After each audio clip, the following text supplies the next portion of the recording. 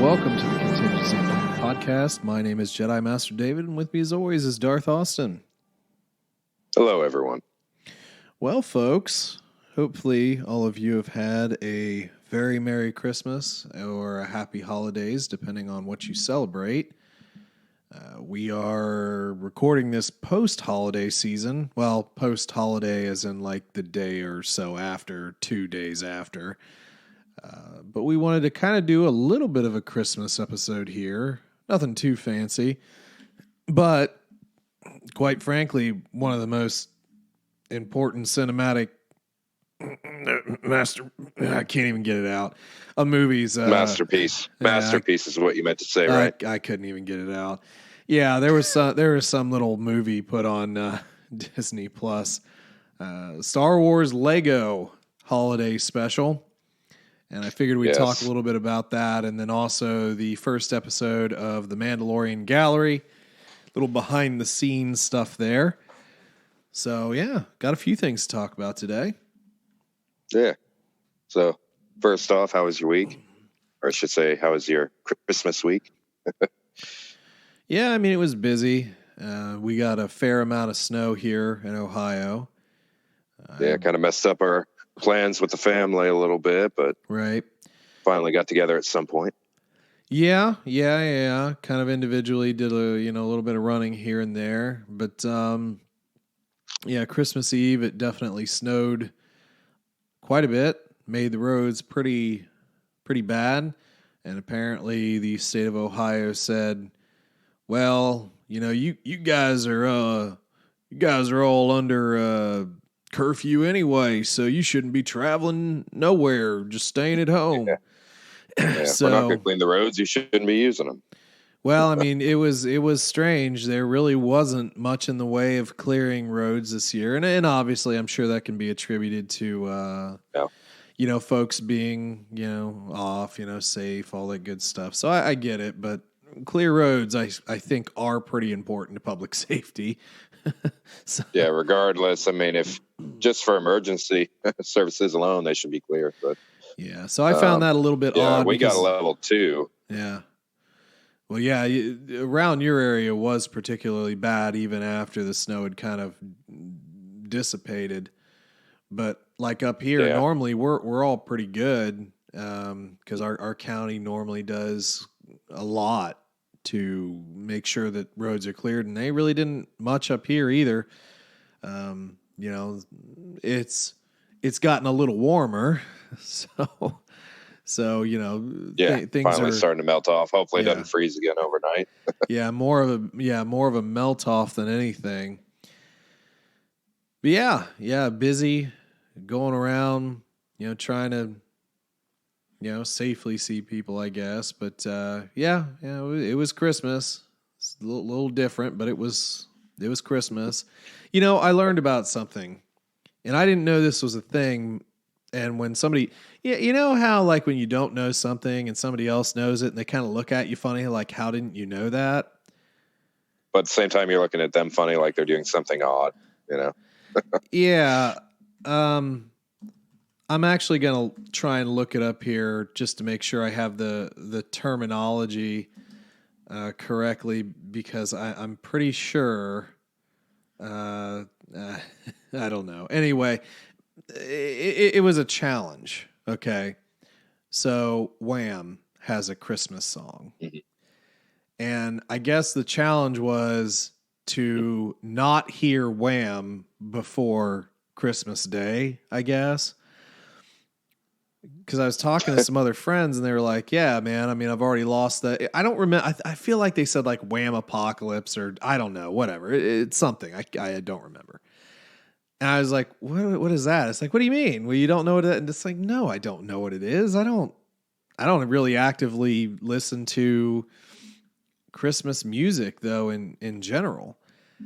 And so apparently it was some whole big thing where you just don't try not to hear the song. It's like, okay, I don't listen to the radio anymore. Or yeah, it's fairly simple. I mean, maybe back 20 years ago, that'd be a difficult challenge. But to me, I don't look up Christmas music on my phone through streaming services. So The only way that'd be difficult is if I was around a relative who had the CD, I guess. Yeah, and I guess that's where it could get you, where you're turning on your whatever smart speaker thing. I'm not going to say it because I have one, and it'll turn on and it'll start Don't kick chirping. mine on, please. Yeah, I wasn't trying.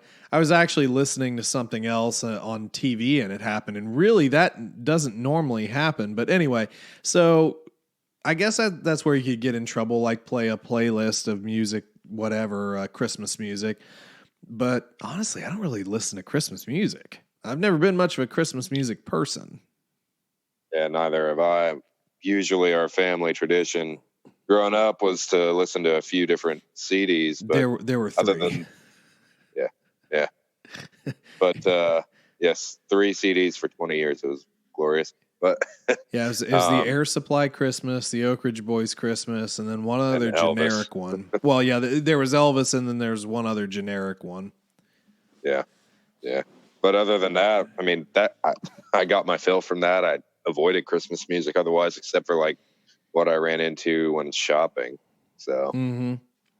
Yeah, even shopping. I mean, not that I've been out a ton, but like I think the only place where I really was odd for that. Well, the only place that I've really heard music. Christmas music was at the one of the post offices. They set up a little tiny like boombox type thing. Just really set it up there, plugged it in, and I think it was just playing a radio station or whatever. But at any rate, yeah, that was the only place I really remember hearing any Christmas music at all. Again, not that I've really been out. Yeah, the last time I really heard anything over the radio was probably when I was, being a angsty kid, listening to the Blitz and listening to Blitzmas. That was about it. Yeah, for sure. So I don't know, man. A little bit different. Obviously, we'll hopefully try and make 2021 a more positive year as we even if we have to make changes still. I mean, we can certainly be a little more positive about it, I think. Nothing wrong with that. Well, we should. We really should. And I think once we kind of get into next week and, well, we'll be recording after New Year's passes, but, I guess we'll, maybe talk about it a little bit more then as we're talking about it now. But, everybody, let's try and be positive. There's a lot of stuff going on that people don't like politically, just, COVID related, people hating movies, whatever. And the more hate you put out into the ether, the more you're going to receive. It's not a karma thing. It's just how it works. Because the second you put something negative out there, you're going to be assured that somebody else is going to come back with something negative as well. Because that's just how it goes nowadays. Everybody's in a competition. It goes full circle. That's how it is. Yeah. Yeah. So let's all try and be positive. Saying this, knowing full well that sometimes the Star Wars universe isn't always the most positive either. Yes, very true. Although I would say that this year we're going into a lot of high hopes for Star Wars. So let's just try and let that reverberate out into the rest of our lives. I think every one of us could probably ditch a bad habit we picked up due to COVID. So, I'm not one for New Year's resolutions, but it's definitely a good time for a reset on certain things, I believe. Yeah, for sure. So anyway, I guess we can go ahead and start moving in here. Now, I believe, we both watch a holiday special, but you weren't able to sit down and watch the gallery, correct? Yes, I totally blanked on watching that. I just kind of forgot that it came out already. And that's fine. So, my fault there. Yeah, it happens. I mean, to be honest with you, we stopped, I want to say it was like the 4th episode, and they put out a total of 8. But we just kind of stopped. And it was... I don't think it's any Star Wars fans' first go-to. Like, it's not getting anyone super pumped. It's a nice little, cherry on top after watching Mando. It is kind of cool. It's given us something to look forward to. Well, there were a couple of, interesting tidbits, but by and large, the shows were, under 40 minutes, and a couple of them were under 30 minutes. So they're little short tidbits, but season 2 here, they're even putting it in seasons. Season 2, the making of Season 2, Chapter 4, Are there Chapter chapters? 10. No, thank God. But anyway, this first episode was 65 minutes. I actually was a little bit put off by that, honestly, because I sort of thought as like, why? Like, but why though? So yeah, I thought it was odd. Don't know exactly why it was so long. And to be honest, like, I feel like some of this could have been mashed in other things, which leads me to believe that there might be less episodes, because this read a lot like not only behind the scenes making of, but also director highlights, which was another episode from last series, if you remember. Yeah. So did it fill in the blanks on multiple episodes or just episode 1? No, it was the entire like kind of look at it at the series in its entirety. Oh, okay. Yeah, so kind of interesting. Probably gonna be shorter. Now, one thing, I'll run through some points. We'll get your reactions to it, and I'll talk a little bit about a few things that I found interesting. But first thing, Season 2, codename Huckleberry. And I found this interesting because they had the actor who played Johnny Ringo in Tombstone later in the season, in the Ahsoka episode. Yeah. And that was a famous line from that. That's pretty cool. I like that. Yeah, I don't think that was the reason, or if it was, I didn't really read or see that in here. So I just thought that was kind of funny. Coincidence, though, if it is. Yeah. Of course, that blows by most people's heads, I'm sure. Not a ton of Tombstone fans out there. We were forced to be growing up. So I don't know. I think it was a fairly popular movie, but yeah, maybe not. So let me run through a couple of bullet points here that I wrote down. And, again, we'll get your reactions to some things. So first of all, we had kind of a do-all room. All right. So a lot of what they did here in Mandalorian was like one room. And it was kind of this circular room with all of the, the screens where they could put backdrops up. Mm-hmm. And they just changed it in accordance with the scene that they were doing. They didn't really go anywhere all that much. Everything was centralized in this kind of like one area. So I thought that was very interesting. Just to think about the filmmaking process, because that's one thing about like movies and I mean, we'll think about Rise of Skywalker, all the different areas they went to, the travel, the exotic places that we're seeing. And here we're all in like one room or the back lot or something. It was kind of interesting in that respect. Well, they have to save their money somewhere so they can afford that CGI budget. So I understand. Yeah, whatever. Whatever, man. Well, so again, that was kind of cool. Talked a little bit about the crate dragon fairly early on when, they had like conceptualized drawings of it. And at first it started like at 150 feet. And at the end it became 600 feet. Yeah.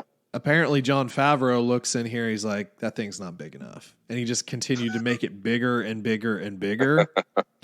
And we don't really see it so much in the episode, but it has like legs. It has like 6 legs. Oh, it has 6? I remember seeing 2. I don't remember 6. No, wow. it had like several legs. I have the episode popped up. I'll try and kind of get there maybe. Doug Chang, man, he was in here quite a bit. I had the opportunity to meet him at Celebration, but that was a big debacle because there were 2 lines. There was Ashley Eckstein's line and then Doug's, and we were going to do both, and we didn't wind up doing either. It was so backed up. It was nuts.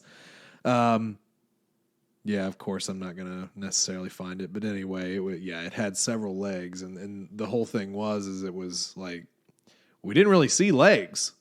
We just kind of saw it going in and out of the sand, and then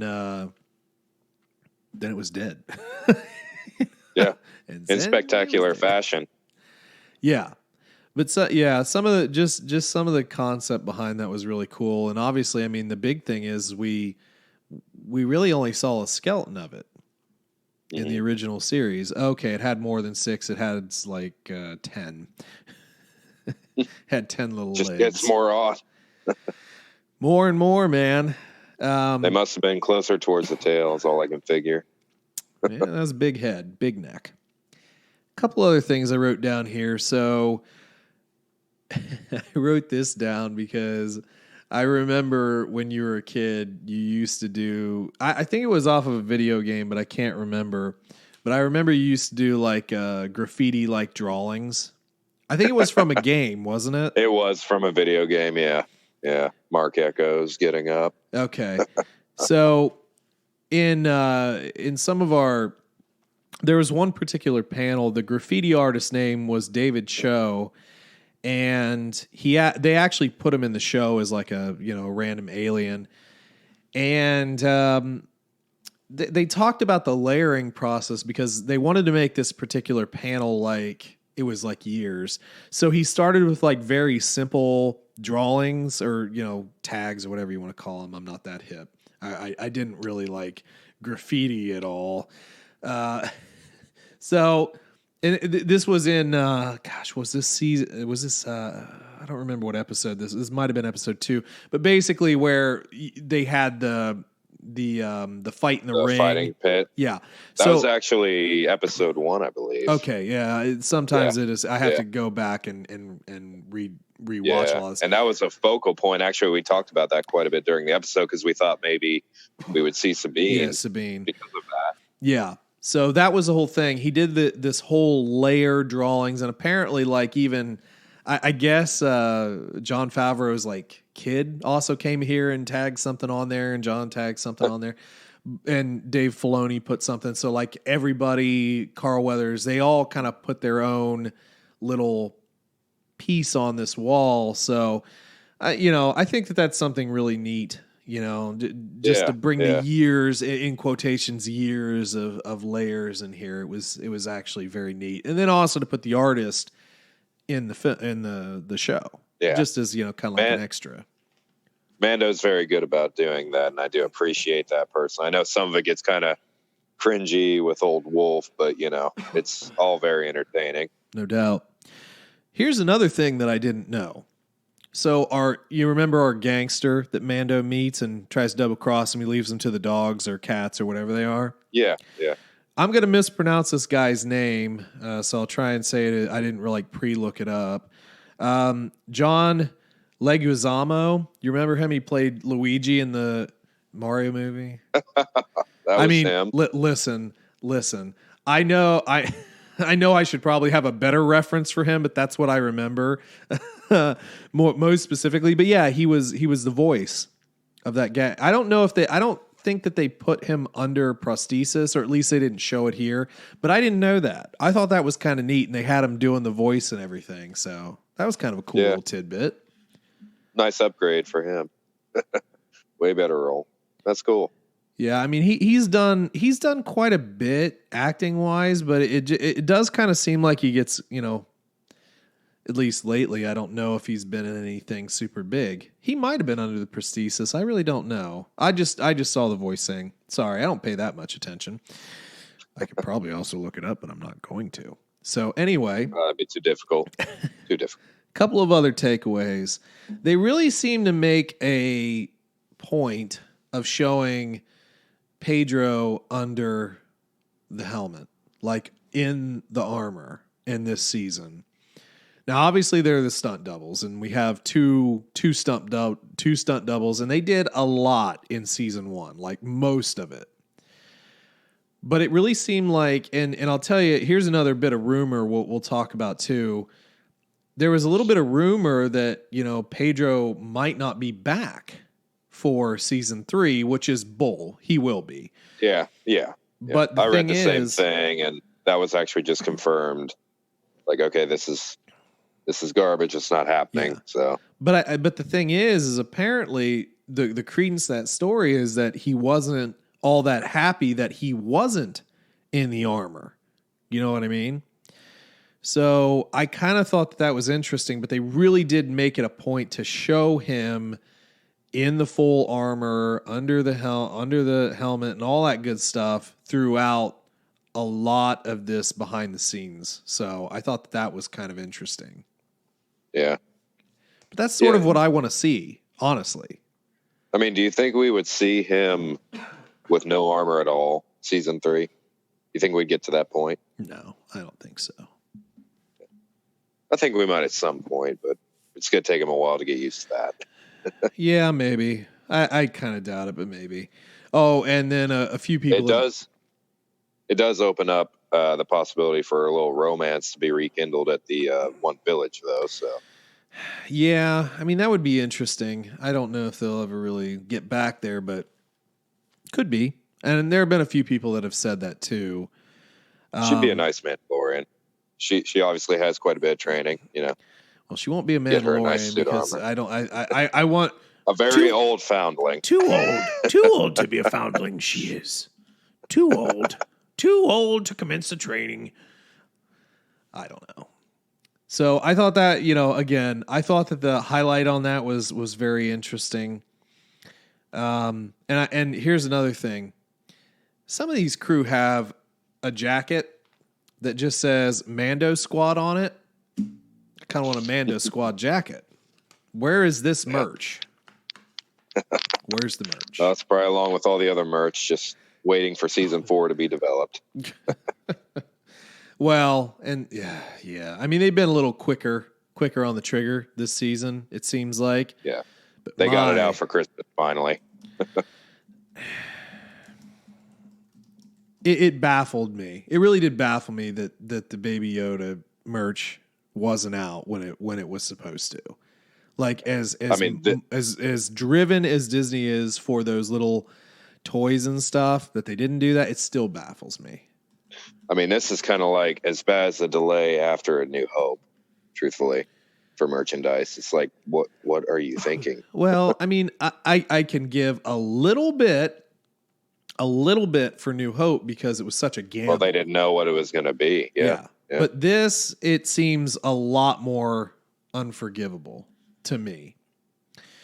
Let's see. We did also... There was quite a bit of highlight on stunt coordinators. Misty Rosas, who was Frog Lady, we gave a little bit of a spotlight to her, which I thought was good, showing off some more of that planet and concept art and so on and so forth. Some of the like the Quarren headpieces were really cool to see out there and so forth. And again, like when we started talking, it's like this could have easily been more than one episode because they just started like hyper focusing on directors in their specific episodes. So at first we get quite a bit with Bryce Dallas Howard, who I feel has been fairly brilliant.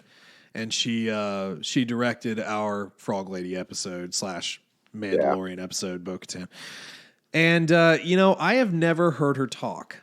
Or if I have, I haven't remembered it. She is so excited when she talks about Star Wars. It's actually really, really neat to hear her just get so excited about like Katie Sackhoff. Like, we got Katie Sackhoff. And, just everything about her episode, it was really, really nice to see. And again, one of just really a great episode of The Mandalorian. So I thought that was kind of cool. Spent quite a bit of time with the costume designer as well. What was her name? See if I can get that. Shauna. Wow, that doesn't have a lot of vowels in it. TRPCIC. Tripsic. That didn't have many vowels. I'm not going to try. But we spend quite a bit of time with her, sort of explaining some of the designs, like Cara Dune, like giving her a little bit different armor, and then obviously her little badge, her belt buckle badge. The Ranger. When the eyes of a Ranger are upon you.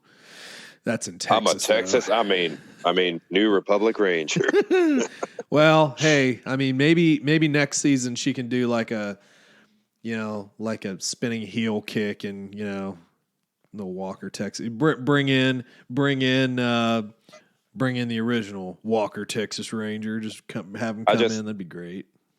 I hope at some point she just interacts with the cowboy hat, like, not my style, or something like that, Yeah, for sure. So another thing I wrote down here as we move along, when we were in the corridor, you remember the corridor scene with Bo-Katan and Cosca Reeves and, missing in action Mandalorian that we don't ever see again probably. And we see Mando in the back, not really shooting in the beginning.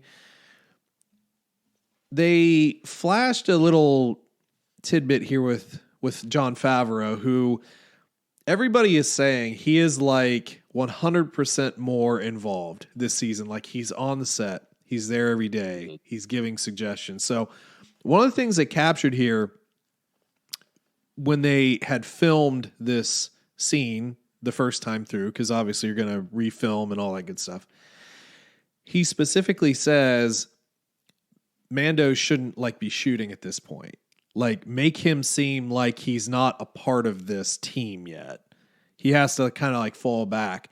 So the way we see it in there was like a direct Jon Favreau direction, despite this not being like his directorial episode. So I thought that was kind of interesting that he put that in there. Another thing a little bit later, once we start talking about Dave Filoni's episode with Ahsoka, he kind of says here that the reason he didn't try and put her in season 1 was because he doesn't want to mess it up. So really? if he could have thought he was ready for it, we could have seen Ahsoka Tano in season 1, which would have been wild. I think that we would have been a little more excited about it, honestly. I don't know, just man. A little bit. Yeah, it's kind of crazy to think about that. Yeah. That we could have had they her. had that vision at that point to have all these crazy, extras on it. That is pretty cool. Yeah. We also got George Lucas on set.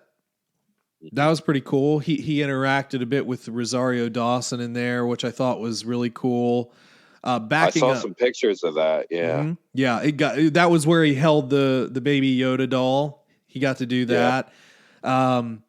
Sorry. I did just want to back up just a wee bit because we did make a point of making sure that they had given some props to Sasha Banks or Mercedes. I don't remember what her last name is. I'm very sorry. I remember first names, but just making a point to talk about her and build her up as well.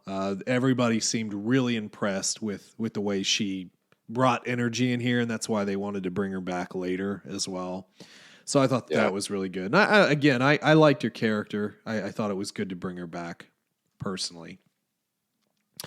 Let's see. We do move on from Howard, and we get into Carl Weathers' section here. And my goodness, does he get a heap of praise, for his direction of action and just being kind of almost like the elder statesman sort of deal on set.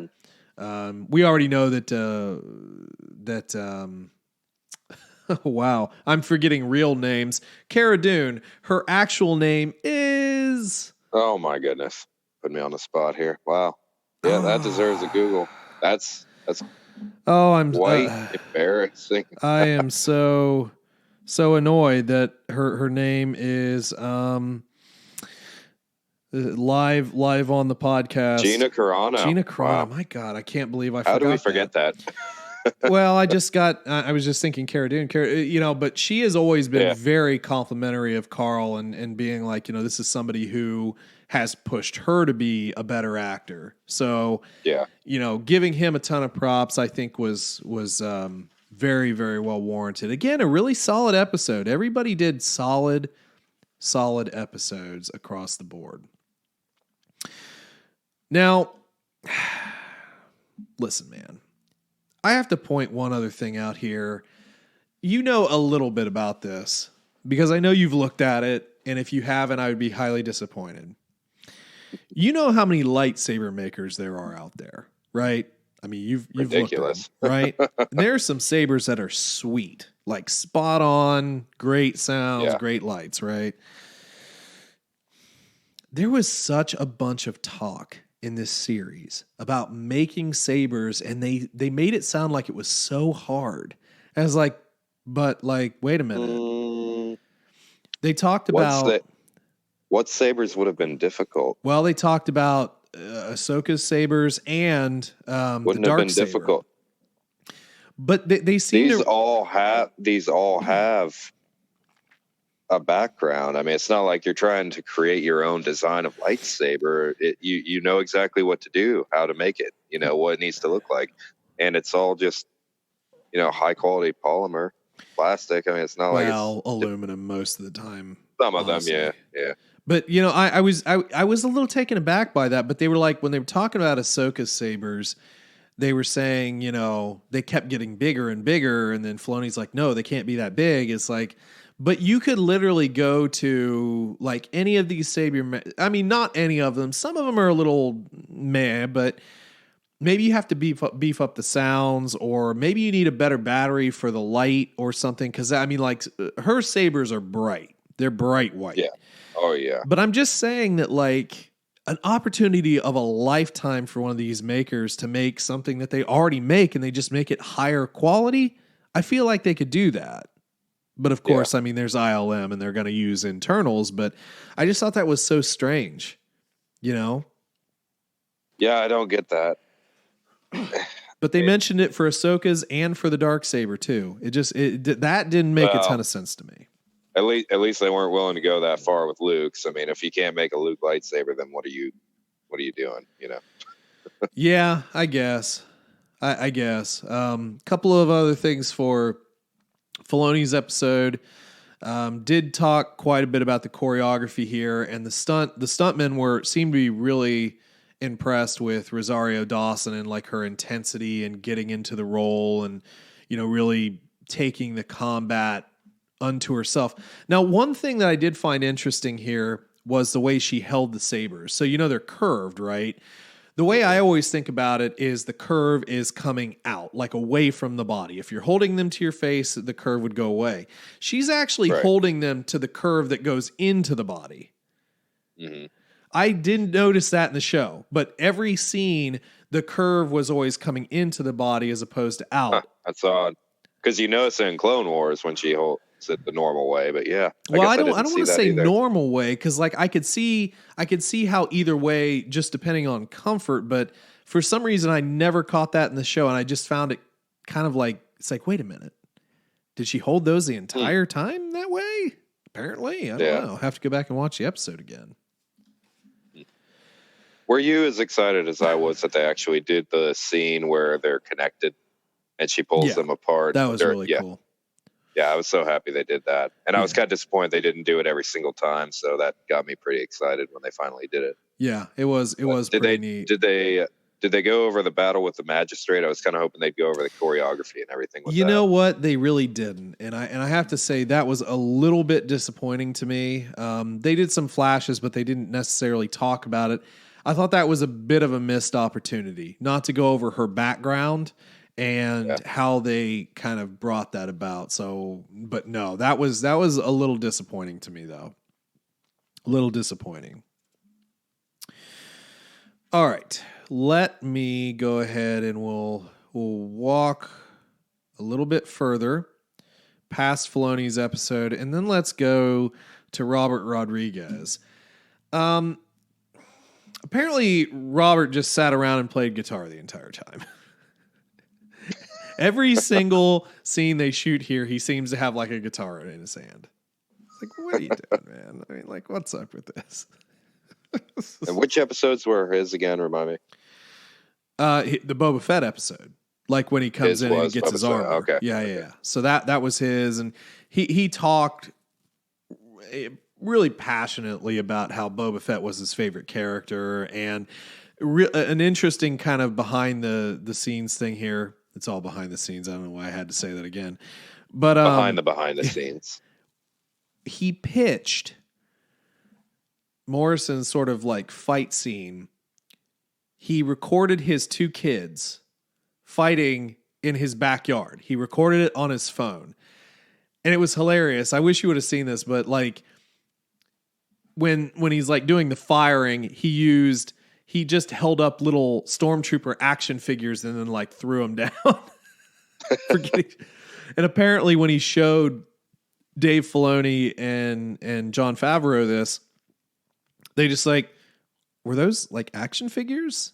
Yeah, that's what I had at the time. It's like, this is awesome. So, you know, they all seem to bond really well over the conceptualized, you know, sort of vision that he had there. And he also, again, this is like how smart these people are. Mando is kind of a gunfighter, right? We've established that. He wanted Boba Fett to be something completely different. And you kind of do see that in the style in which he fought with the stormtroopers. So I did think that was neat. Another thing too, man, Tamara Morrison, I want to meet this guy. I want to meet him now. He literally seemed like the life of the party at this thing. You know, really? he did a little blues song on the guitar at one point.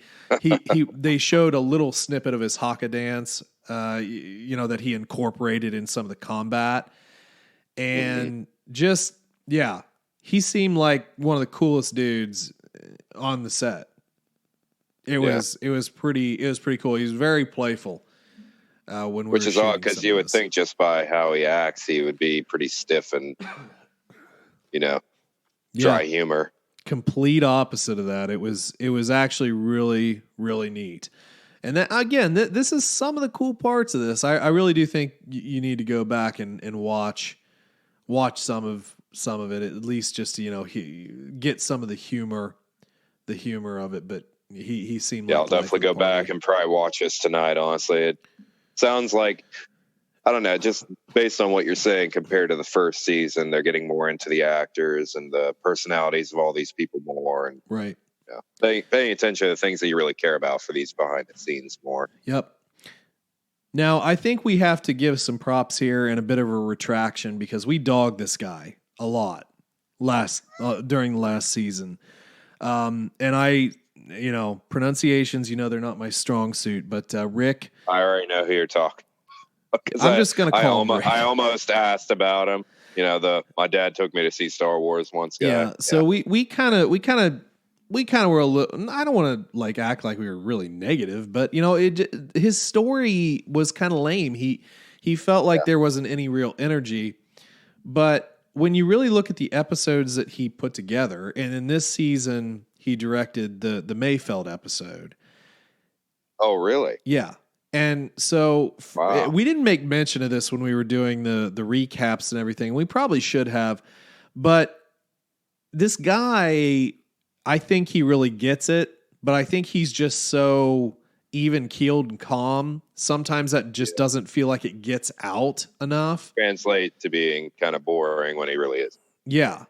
But, you know, again, the cast seemed to really think of him as like a very, you know, like positive centered sort of source of energy for them.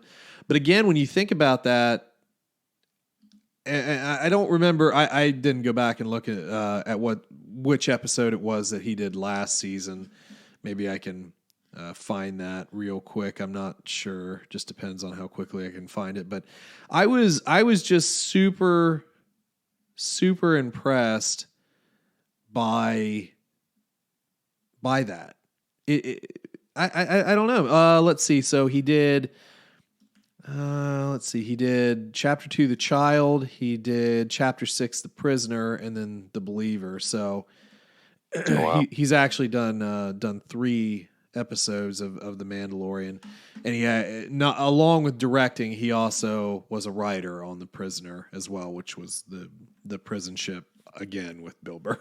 So, of course, yeah. So very, very cool to see him. You know, kind of.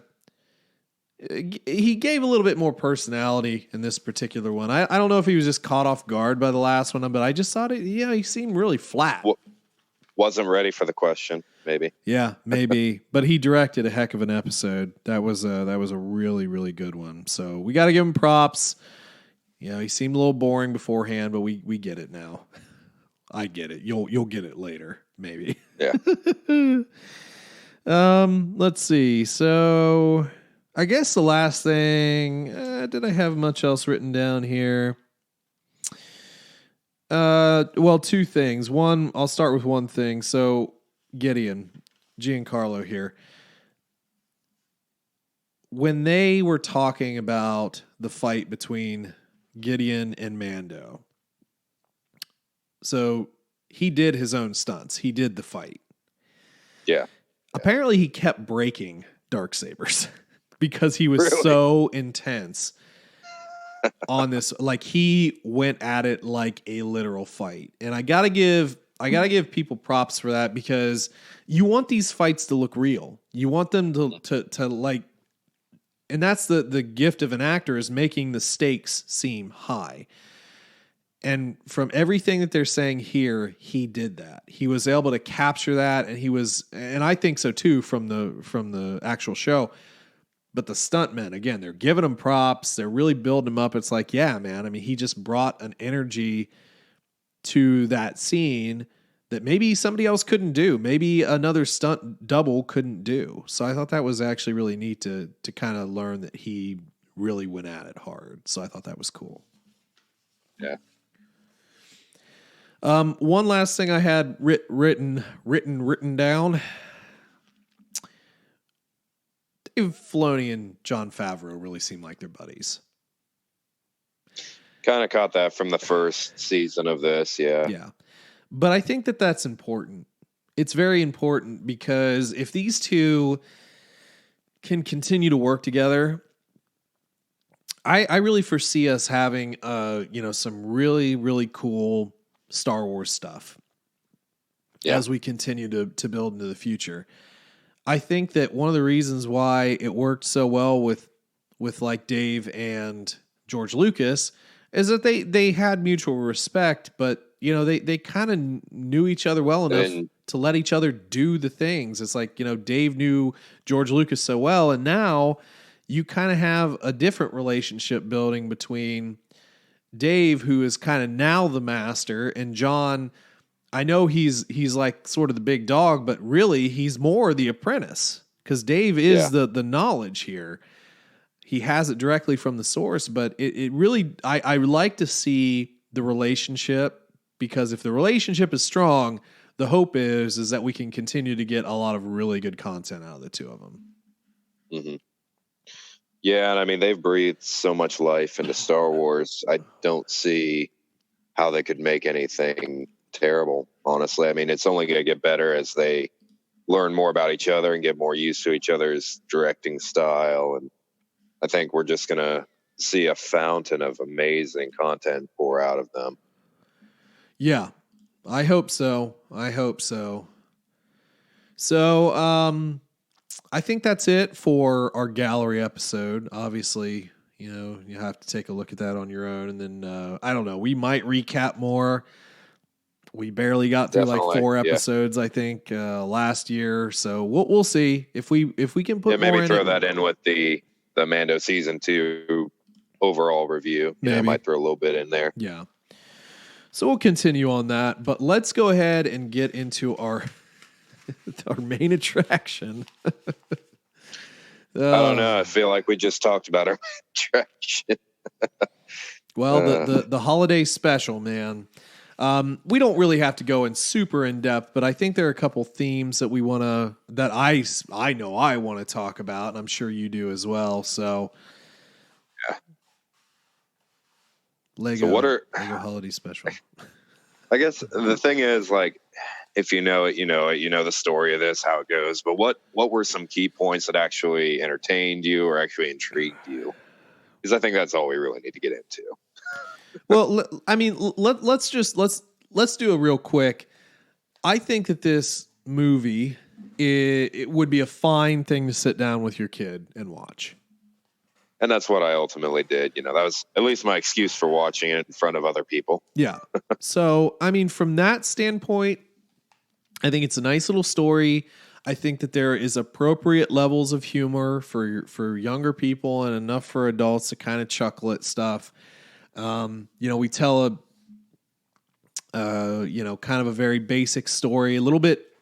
I don't like time stories. I don't really like time travel or interruption of time very much, but I think it's an interesting little story, and it's kind of fun, and it's not like cringy like the actual holiday special. No itchy in this, or was there? Well, technically there was.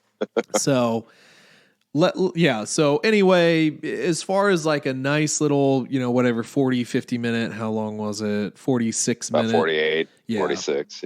Yeah. Little episode. I think it would be a good little thing to sit down and watch with your kids and, entertain them for a little bit, have some popcorn. Yeah. And Lego can be funny, I guess. In a way. Yeah. In a way. They can jab at some things that maybe we've joked about in the past, but don't really highlight. That was one thing. They kind of picked some jokes on some lesser known tropes in Star Wars. I feel like in this, they weren't just hitting all the bullet points, although they did technically through the time travel hit all the bullet points, but Yeah. So I guess let's just do a real quick plot synopsis, I guess. So, we apparently have Jedi Master Rey. Yes. And Jedi apprentice Finn. Yeah, we'll talk about that a little bit more after the synopsis. But Life Day, the friends, Poe and Finn and Rose and Rey and R2 and C-3PO and D-O and Chewbacca they're going to Chewie's home planet, have a little Life Day celebration. And Rey's having trouble teaching, so she goes to a planet. What was the saying? Something about, I don't know, in the past you find whatever present Jedi talk. I don't remember what the exact. Yeah. Whatever. It doesn't matter. It's not a big deal. So she winds up going off planet, to try and, gain some more knowledge. Okay. And, her friends are all mad at her. How could you leave? We have Life Day. But she goes anyway. Because Rey don't care nothing. She's not helping out. Goes to the planet with BB-8 and finds a crystal. With the key to the galaxy's past, the Jedi. Dang it went too fast. Sorry, I was subtitling it, folks. So it was the planet Kordoku. Fun little planet name. I'm waiting for the subtitles to come back around. Tip yep. Okay, only on Life Day. Come on. Tip yep. A little bit. Okay. With the key to the galaxy's past, the Jedi's future becomes clear. So she finds this crystal, and she is able to open portals into different moments in the Star Wars universe's time. She goes and sees Luke on Dagobah, training with Master Yoda, Obi-Wan and Qui-Gon on the Trade Federation ship as they're getting gassed, Luke blowing up the Death Star, Emperor Anakin and Obi-Wan's fight on Mustafar. Yeah, Palpatine and Vader talking on the second Death Star, Hoth, and all through they made the jokes with Kylo Ren with his shirt off. That's always fun. And Hux's response was actually pretty entertaining on that too. Yeah, I mean, some of it is pretty funny, but essentially the whole thing becomes this whole weird timey-wime thing where everybody's falling through the portals and they're all fighting on Tatooine, and you have half a Darth Maul and X-Wings and anyway, it's very jumbled. 3 Obi-Wans and right. Hello there. Yeah. But it's one of those lessons where you had it in you the whole time. All you have to do is trust your student and they'll do just fine, and he did. Yeah. So except he wasn't. at first. So, So trust would have realistically, helped. just a very simple message. And it Yeah. comes from the heart. Anyway, What was your favorite joke out of all the going through the timelines and finding all these students and teachers? What was the favorite joke? blue milk. Blue milk. No, that's not. I actually I got more of a chuckle out of Obi-Wan and Qui-Gon in the Trade Federation ship. Obi-Wan. Nobody cares about. Yeah. It's so boring. That was funny. That was funny. Probably my personal favorite was the Mustafar fight when Obi-Wan's like, "Careful, Anakin. Fear leads to anger. I know what it leads to." Yeah. Yeah. So that was pretty good. But I guess a couple of talking points that I kind of pointed out was, so apparently we're saying that Rey is a master now, and we are confirming that Finn is indeed Force sensitive and on his way to becoming a Jedi. Well, my only concern with considering this canon, we kind of mentioned this beforehand, like we were joking about, it's like, really, Lego's canon? But ultimately, if this is canon, then we have time travel in Star Wars, and that kind of sucks. Well, yeah, Rey helped Luke blow up the Death Star. Yeah, it's great. She helped. We have Darth Vader fighting Darth Vader. It's great. Yep. And Ben Rey fighting Darth Vader. Ben knows Palpatine. He's hung out with him before. Right. It's fine. But just the fact you'd introduce the possibility of it is kind of concerning. So I would hope that this isn't considered canon, because then we could just use that excuse at any moment. Right. Yeah, I don't know. I mean, that's kind of the trouble with time and everything. It's why I don't really like it, because you have to over-explain stuff, and it doesn't all usually wind up making much sense. It muddles everything. It's a layer that just isn't needed unless it's actually... I feel like time travel, it needs to be curated around time travel if you're going to make a story. Yeah. If you just add it in as a layer, it always ruins everything else. So. Right.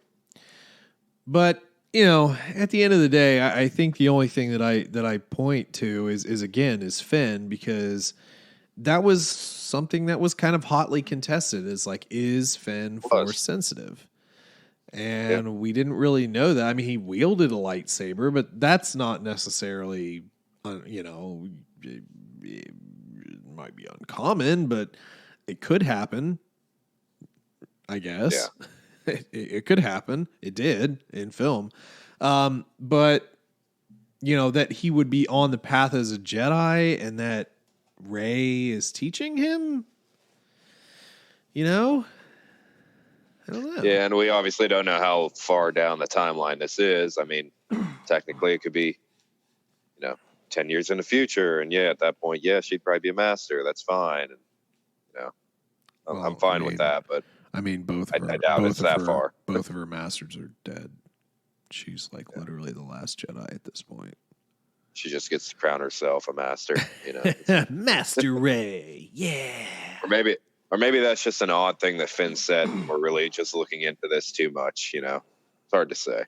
Well, I mean, I think that it's interesting to think about, because at the end of Rise of Skywalker, do you consider her a master? I mean, she did beat Palpatine. Yeah. And she did receive training from Luke and Leia. So extensive training, more so than Luke would have got. Okay, hold on. Let's not extensive. I mean, come on. Extensive Leia training, at least. Maybe more philosophical training than anything. Maybe, I don't know. She knows how to run an obstacle course. I'll give her that. But does she know? Does she know the secret of the backpack? Or to be able to do a handstand and levitate a rock. That's right. With the backpack. Has she raised an X-Wing from a body of water? Speaking of all that, I did think that was kind of funny. I think they added a joke in there about what was it? I'm drawing a blank now. Never mind. But I do have to say one thing. It's very odd to bring this up, because why would you expect good voice acting in a Lego anything? But good God, Rey's voice actress or voice actor, hard to say. It was super obnoxious the way she spoke. Yeah, I mean, everybody else was okay. I just thought that it was like, I mean, obviously Rey, Daisy has a British accent, but it seemed almost like it seemed forced. Mocking. Well, it kind of seemed like maybe I wonder if the person who did this was like just an American, like faking a British accent. Yeah. And trying to overcompensate for that.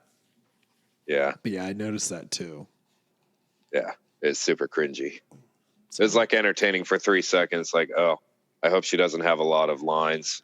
Oh crap, she does. Main character. Yep. Yeah. Yeah, I did find that a little bit odd. Yeah. And she has all the books. Mm-hmm. The sacred text. Sacred text. Yeah. So I don't know. I mean,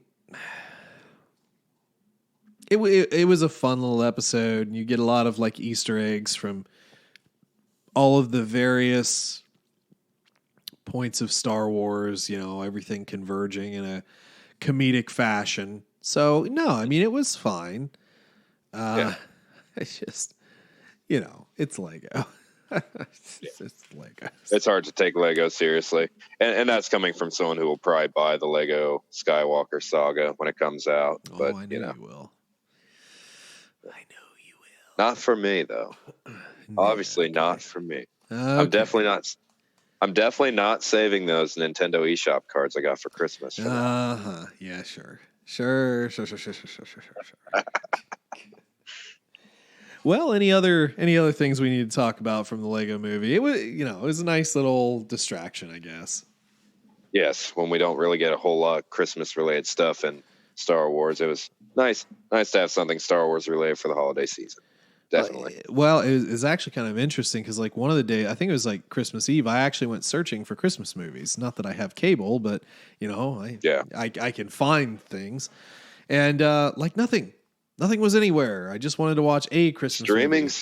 Streaming services have dropped the ball year after year on Christmas movies. They really have. I that's one thing that I've had to just break down and buy the movies outright. Yeah. You just can't get it anywhere except for like Amazon Prime. And if I'm going to spend $3, I'll just buy the dang movie for $9. Yeah. It's weird. Just very weird. Yeah. Well, anyway, maybe next year. Yeah. Although I did get It's a Wonderful Life on Blu-ray for Christmas. So very good. It's great. Very good. Good movie. Yeah. Well, folks, hopefully you enjoyed spending a little bit of time with us here. We actually have a bit of a schedule coming up. Crazy enough. And it's actually a really interesting one. So yeah, we've pre-planned some of this. So coming up next week-ish, depending. Yes. Whatever. I don't care. We'll call it next week. So we will be doing the season 2 recap of The Mandalorian. The week after that, we will be jumping back into the New Jedi Order with the Agents of Chaos 1 Heroes Trial. So it's been a long time since we've done anything New Jedi Order or EU, but I have been getting a couple of people talking about that. So we will get back into that a little bit and get into one of those books. Then after that, we will be going after Light of the Jedi, the High Republic book, though that and A Test of Courage come out on the 5th. So technically the week after it launches, we'll be getting into that. So Light of the Jedi, and then the following week after that, A Test of Courage, which is rated as like a young kid's story. But we'll go through it. It should be a quicker read and so forth. Just, get into the lore, man. Maybe some Padawans. It'll be fun, I guess. Maybe. Who knows? Yeah. You can get some of the best lore even from the kids' stuff. I hate to say it. I mean, it might not grip you the whole time, but you can still get a lot of knowledge out of it. Yeah, one book we never went over was Force Collector, and I read it, and I think it was just like a bad time for you or something. Like we were just going over too many books, and it just fell at an odd time. But that one actually was kind of interesting from just a perspective of how the First Order was seen at that time. So we might have to go back and relook at that sometime. But sometimes the young adult or younger kiddish novels can be kind of interesting. So we might take a look at that. Yeah. And then February comes another one. Just more and more. That one will be High Republic Into the Dark, and that's Claudia Gray's book. So we've got a lot of crap. Yes, to go very over. excited for that. A lot of stuff. So hopefully, you find something you like in there, and make sure to let us know how we're doing. Give us any comments on the content we provided, or any comments on stuff maybe you'd like to see in the future. You can find us on Facebook for that. Send us a message, or Twitter at TC Plan Podcast, or just send us a good old fashioned email. That old dinosaur thing that people still do. Email to tcplanpodcast@gmail.com, and we will be more than happy to talk about any of your theories or answer any questions that you have. And you can always join us on Patreon too if you want to support the cause here. That's a good place to do it. And we'll probably be dropping some different stuff there in the future as, we kind of make certain things happen. They're just not happening yet. So Anyway, any last words for the folks at home? Not a whole lot left to say. We've gone over quite a bit, but just hope you all have a great, happy New Year's Eve, and stay safe out there. And let's get into 2021 with a lot of hope for the future of Star Wars. It's an exciting time, I believe. So absolutely. Looking forward to it. Yeah, we hope you guys had a Merry Christmas and happy other holidays, anything, Kwanzaa, Hanukkah, whatever. I don't know. I feel like Christmaka if you're trying to cram 2 in 1 type of deal. So we do hope that you enjoy the holiday times. And yes, definitely have a good new year, and let's try and make it positive. So that's it for us. You guys have a great rest of your week. And as always, may the Force be with you.